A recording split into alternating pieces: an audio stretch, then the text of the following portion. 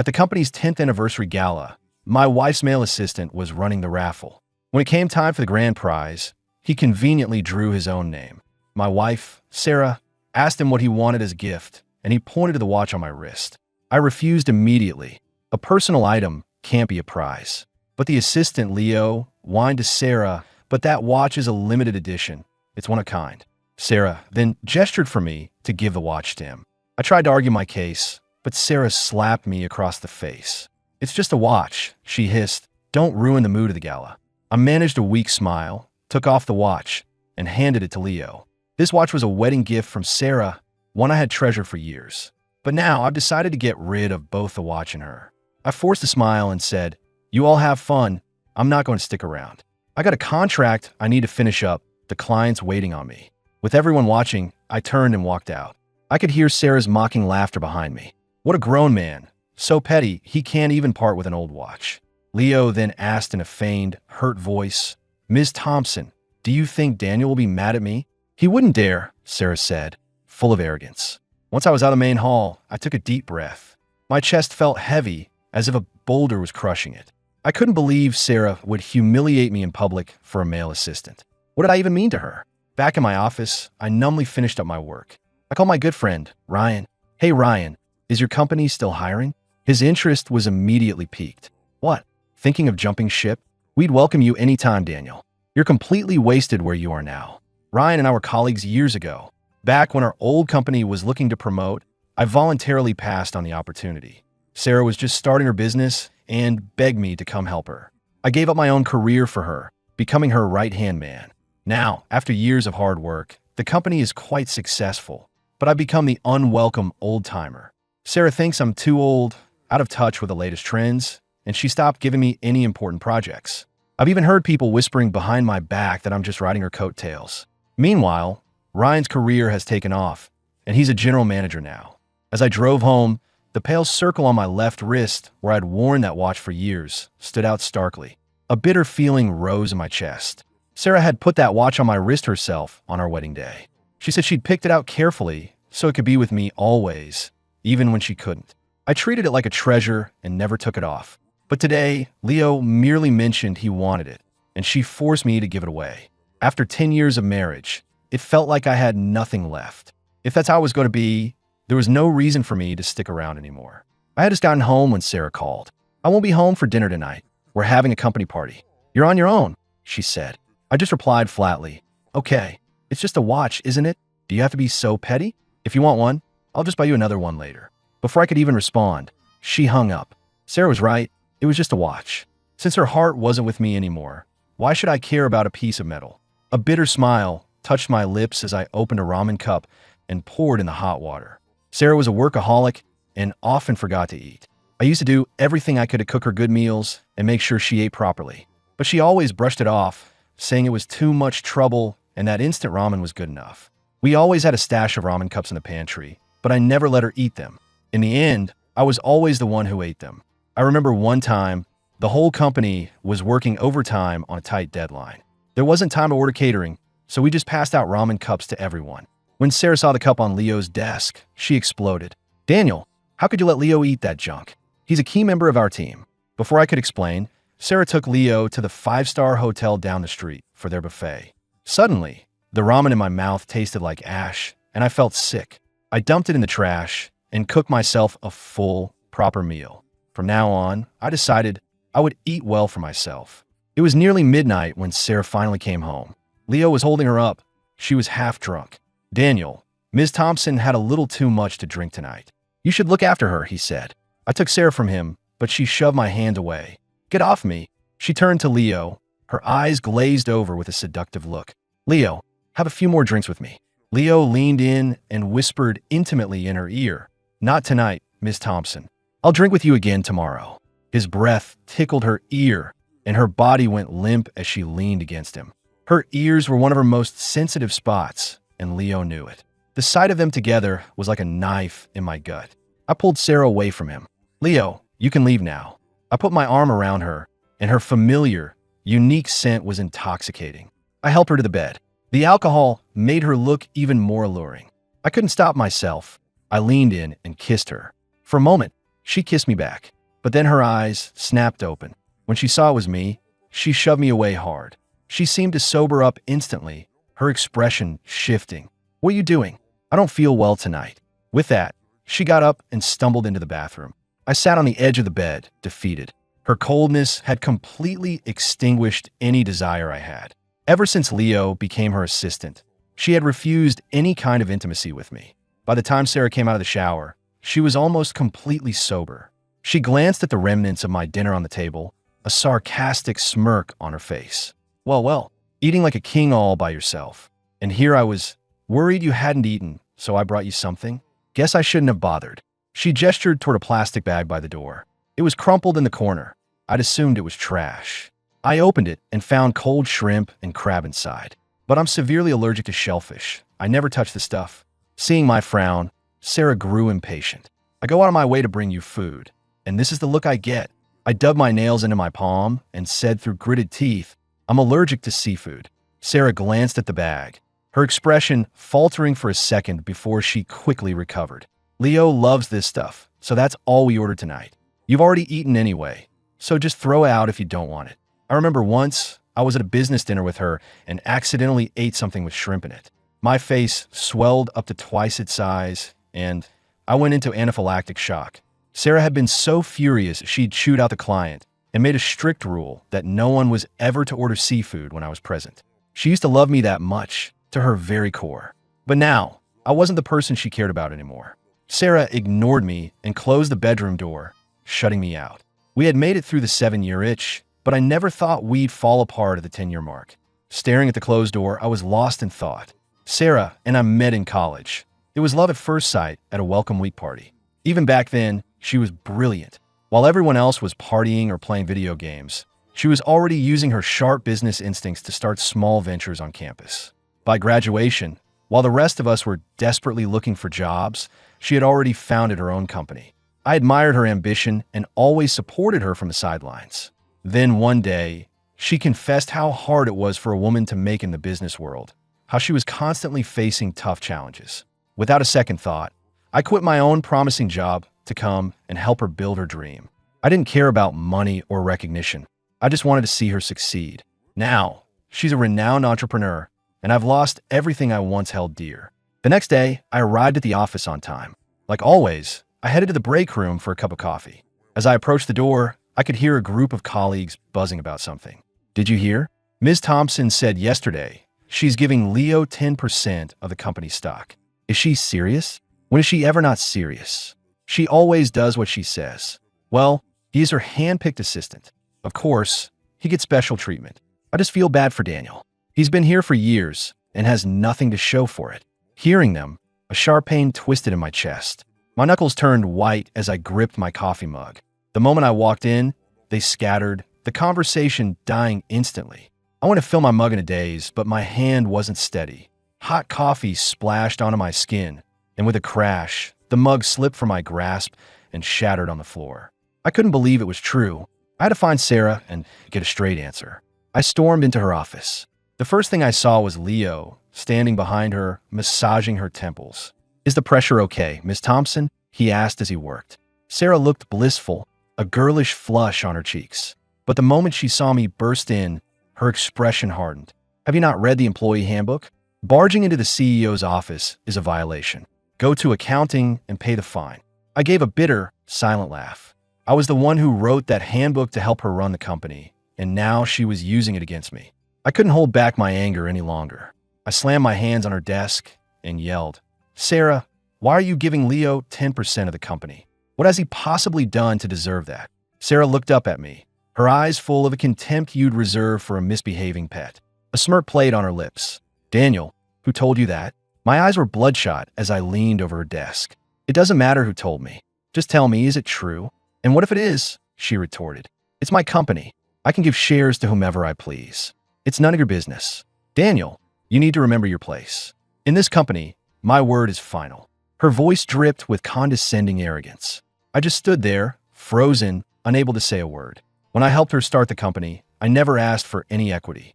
I always thought loving someone meant giving them your all, so I never talked about money. But now, with the company about to go public, Even a tiny percentage of shares was worth a fortune. She could give Leo 10%, while I didn't even have one. Leo, standing beside her, put on a hurt expression. Miss Thompson, maybe you should take it back. Daniel is upset. I haven't done anything to deserve it. I really can't accept. Sarah patted his hand reassuringly.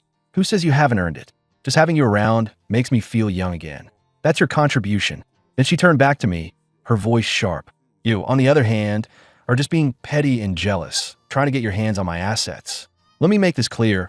I founded this company. It has nothing to do with you. You're getting old, and instead of focusing on your work, all you can do is get jealous. She looked at me with pure disgust, as if I were something vile. Get out. My ears were ringing, and my mind went blank. For a moment, I couldn't hear a thing. So, in her mind, this company I had poured my entire life into had nothing to do with me. I walked out of her office like a zombie, feeling a crushing pain deep inside, as if I'd been run over. Back at my desk, I could feel the pitying stares of my coworkers. Just then, my phone rang. It was Ryan. Daniel, how are things over there? I just had a position open up. It's got your name on it if you want it. I took a moment to compose myself. I can start in 3 days, I said, my voice steady. Ryan's call felt like a lifeline, pulling me from the water just as I was about to go under. I opened my laptop, typed out my resignation, and printed it. Then I walked straight to the HR department. I'm resigning, I said, handing over the letter. This is my notice. The HR director, Megan, looked at me confused. You're resigning? Does Sarah know about this? I answered calmly. My position doesn't require CEO approval for resignation. Megan persisted. I should still give her a call. After all, you're not just any employee. I had a laugh at that.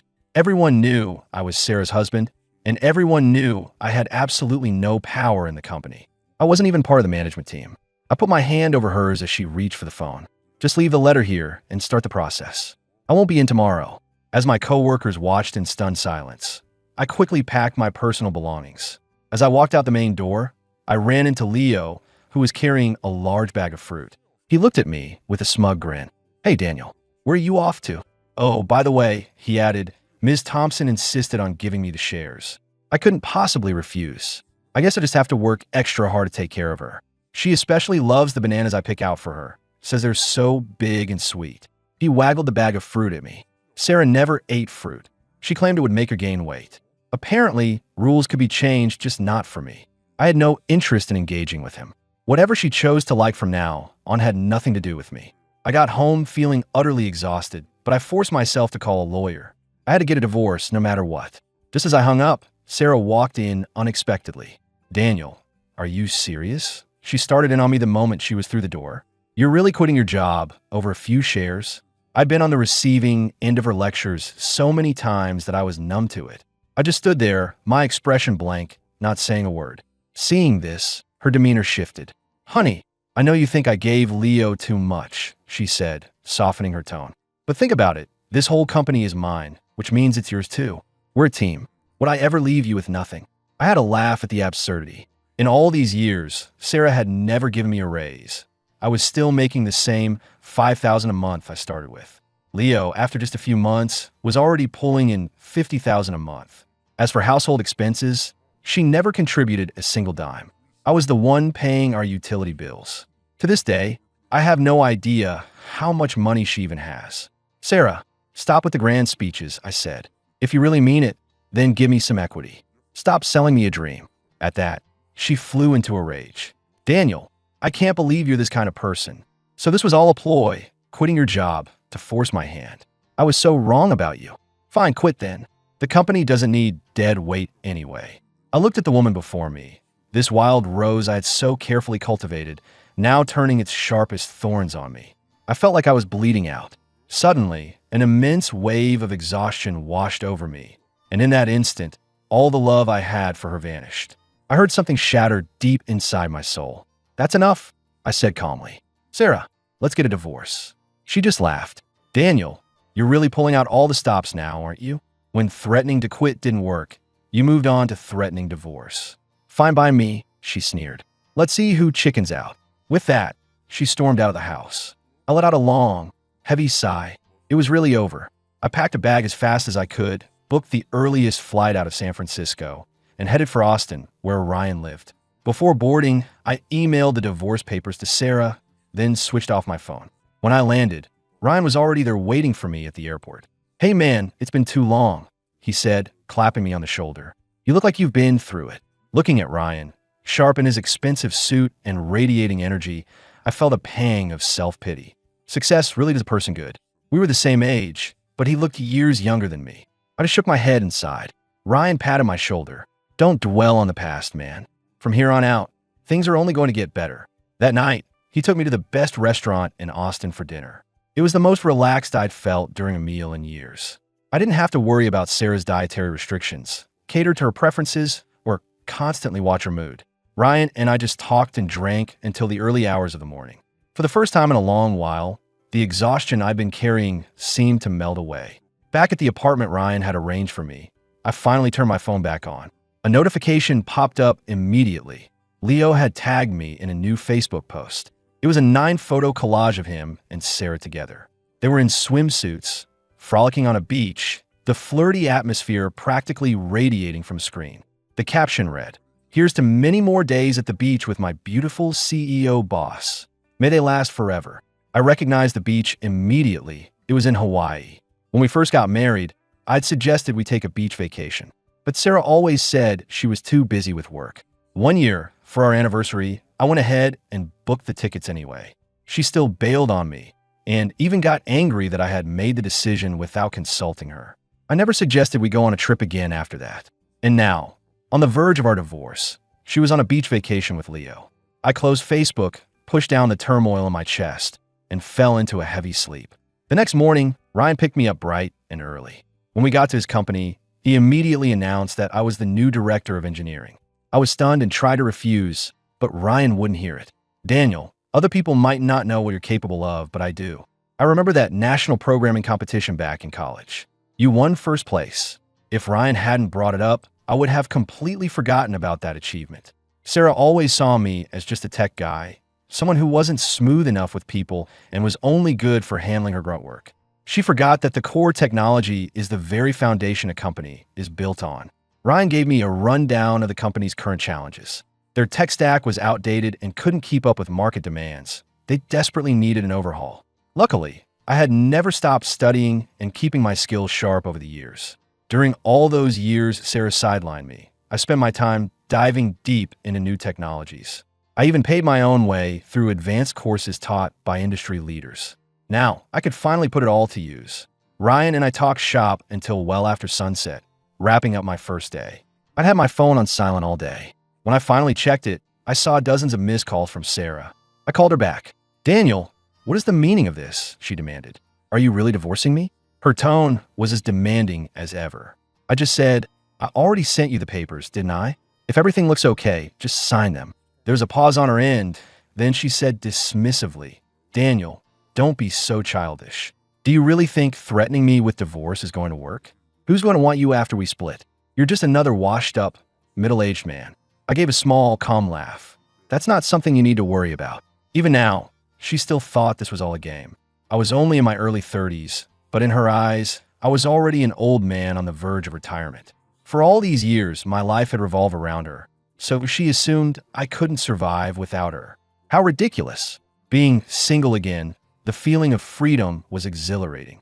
I went to the mall and bought a whole new wardrobe, then signed up for a membership at the gym near my new apartment. It was a fresh start, and I was determined to take care of myself. The next time I saw Ryan at the office, he had a big, satisfied grin on his face. "A man's in his prime in his 30s, he said. "You're finally starting to look the part." I dove headfirst in my work. Within a few days, I had identified the core issues with their old system. After I pushed a few updates, the efficiency of their whole platform skyrocketed. Ryan was ecstatic. "I knew you were the man for the job, brother." I laid out my next steps. "The system is faster now, but it's also more demanding. We're going to need more server capacity. What we have now won't be enough." "No problem," he said. "Put in the request, and I'll approve it." Also, I added, "I need to hire more people. The current team is stretched too thin." "No problem. Put in the request, and I'll approve it." I hadn't worked with a boss this decisive in ages. I was so grateful I could have hugged him. Back at Sarah's company, I had to justify every single penny I spent. Without her breathing down my neck, everything felt so much easier. I decided to interview all the candidates for my team myself. The technical bar was high, so I had to turn away a lot of people. Then, a young woman walked in who caught my attention. She had an impressive resume, a master's degree, and as it turned out, she had graduated from my alma mater. I was intrigued and asked her a few tough technical questions. She answered every one of them flawlessly. I decided to hire her on the spot, but the HR manager was hesitant. Mr. Miller, her skills are solid, but she's a woman. She'll probably get married and have kids in a few years. Are you sure you don't want to look at some of the other candidates? Since when did gender become a factor in hiring? I went straight to Ryan and told him what happened. He put my mind at ease immediately. You're in charge of building your team, Daniel. Hire who you think is best, period. On her first day, Emily insisted on taking me out to dinner to thank me. I could see the nervousness behind her bright, clear eyes. I smiled. Of course, but since you're the new hire, I should be the one treating you. During dinner, Emily raised her glass of iced tea. Mr. Miller, I don't really drink, so I hope this is okay. I know you're the reason I got this job, and I don't know how to thank you enough. Her voice started to tremble as she spoke. I quickly reassured her. Emily, I hired you because you were the most qualified candidate. You're exactly the kind of talent this team needs. You don't have to thank me. You earned this spot. Emily nodded, then continued softly. As a woman in this industry, I've faced a lot of discrimination. I interviewed at so many places, only to be turned down because of my gender. I worked so hard to get here. Why does that kind of bias still exist? I encouraged her. Well, you're here now, so just work hard and let your talent be the thing that proves them all wrong. That made her smile, and she promised me she would give it her all. After I dropped Emily off, I was scrolling on my phone and saw another one of Leo's Facebook posts. My beautiful boss is the best. She brought me on vacation and bought me all this stuff. I want to work for her forever. The post included a picture of 2 plane tickets back to the US and a pile of designer shopping bags. Sarah had commented below it. It's because you're so sweet. I love spoiling you. Unlike some people who only know how to make me angry. He doesn't deserve anything. I hit the like button on her comment and closed the app. Sarah must have found out I was gone. The next morning, her phone call woke me up. Daniel, I've been away for a few days. Where did you go? Her tone was as demanding as always, but I could detect a hint of panic underneath. You thought I'd be lost without you, didn't you?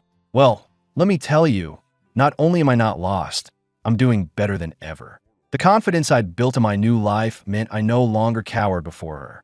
I could hear her breathing quicken on the other end of the line, and when she spoke again, her voice was softer. Honey, we had a fight, but does it have to lead to divorce? It's just about Leo, isn't it? I only see him as a little brother. You're reading too much into it. In my heart, Stop. I cut her off. Don't say another word. I don't care what you think. We're getting a divorce. Sign the papers, or I'll see you in court. She had never seen me this resolute before, and she started to panic. Daniel, you know the company is about to go public. We can't get a divorce at a time like this. If word gets out, it could jeopardize the entire IPO. A chill ran down my spine. In the end, all she cared about was how the divorce would affect her company. I didn't want to hear any more of her pathetic excuses, so I hung up. I was done living my life at her beck and call. All I wanted now was to pour my energy into a career I was passionate about. I finished building my new team and began a massive overhaul of the company's technology. Emily didn't let me down. She quickly distinguished herself and became a cornerstone of the engineering team. She was often the first to identify critical bugs. No one questioned her abilities anymore. Even Ryan complimented me on my eye for talent. My life was finally heading in the right direction, and it was full of hope. But then, Sarah showed up in Ryan's office. By the time I got there, she was already laying into him. Mr. Davis, you have a lot of nerve, poaching my own husband from my company. Ryan didn't back down an inch. Ms. Thompson, I didn't poach anyone. You were treating him like a mascot over there. It was a criminal waste of talent. I'm just putting his skills to good use. Sarah struck an arrogant pose. I don't care what you say. I'm here to take Daniel home today. You need to process his resignation immediately. Her sheer entitlement was so astounding I had to laugh. Sarah, I wasn't aware that as a grown man, I don't even have the basic freedom to choose my own job. That you get to decide for me. When she saw me, the delight that filled her eyes looked genuine. She rushed over to me, a look of anxiety on her face. You haven't answered my calls for days. I've been worried sick.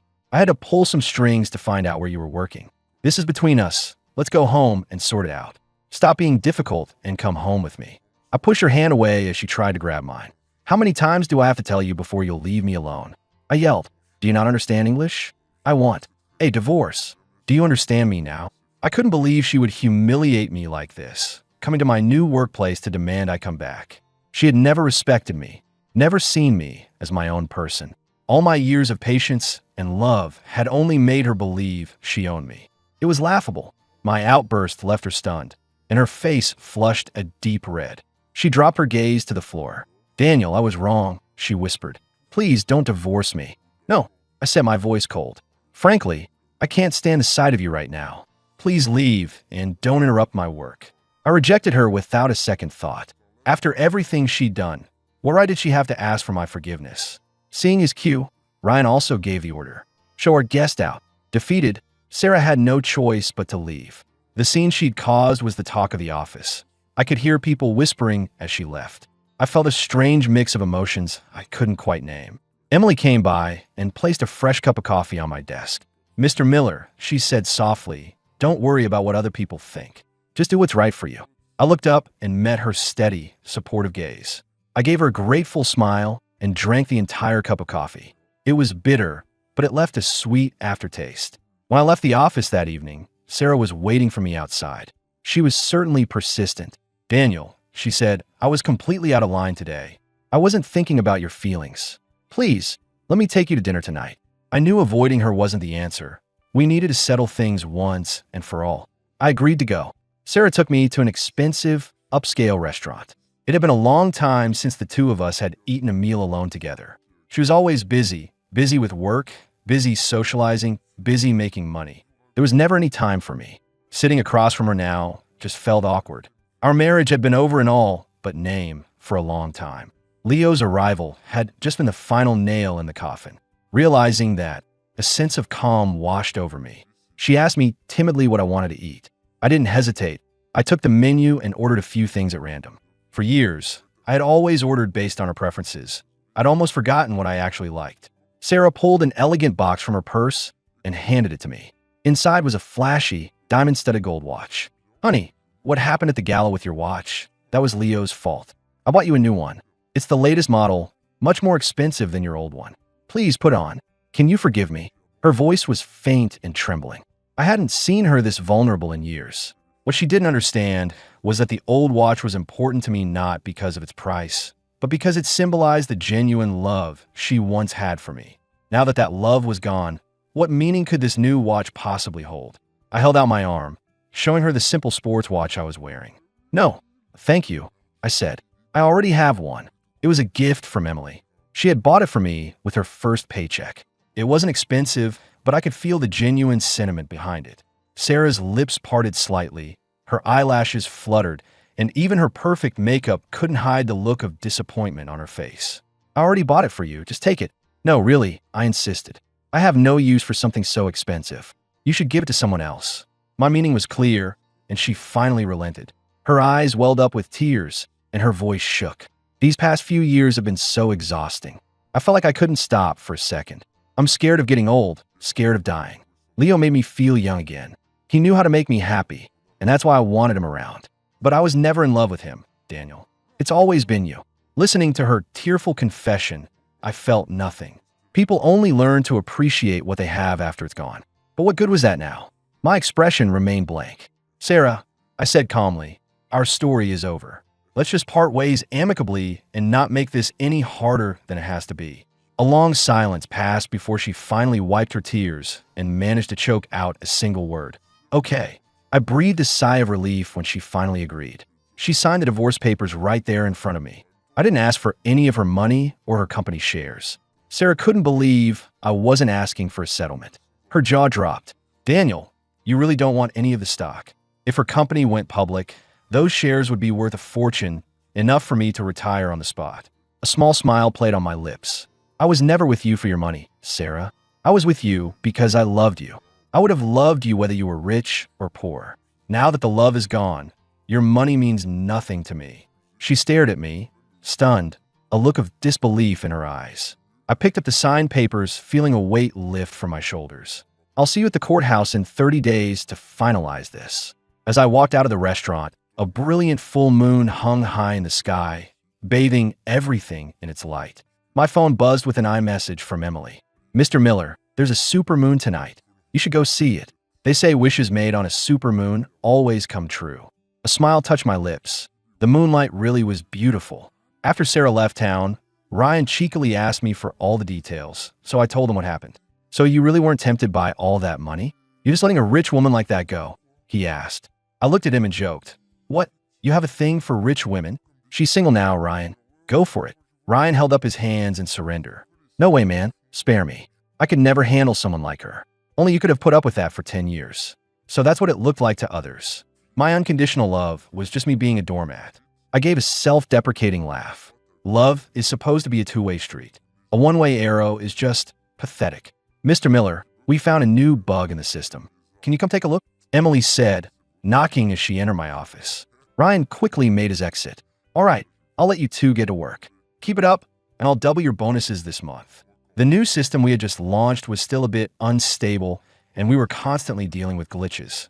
Thankfully, after a few days of rigorous testing, we had ironed out most of the major issues.